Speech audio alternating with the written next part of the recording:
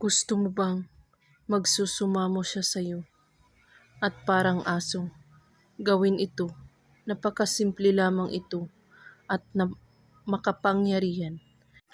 Gawin lang ito kahit anong oras at araw. Basta't buwang inyong paniniwala sa paggawa at walang ibang iniisip at pagdududa.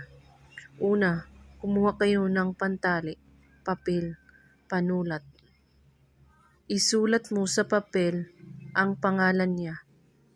At pagkatapos, hawakan mo ang papel at iisipin mo siyang mabuti kung gaano mo siya kamahal.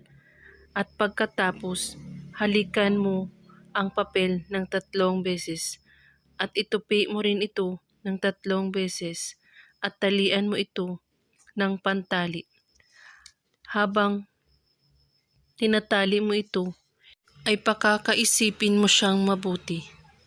At pagkatapos, ilagay mo ito sa inyong bulsa or sa inyong bag na lagi mong dinadala. Kailangan walang makakakita sa iyo o makakaalam sa iyong ginagawa para tatalab agad. At kung may katanungan po kayo ay magko-comment lang po sa baba. Maraming salamat sa panunood. May God bless us all.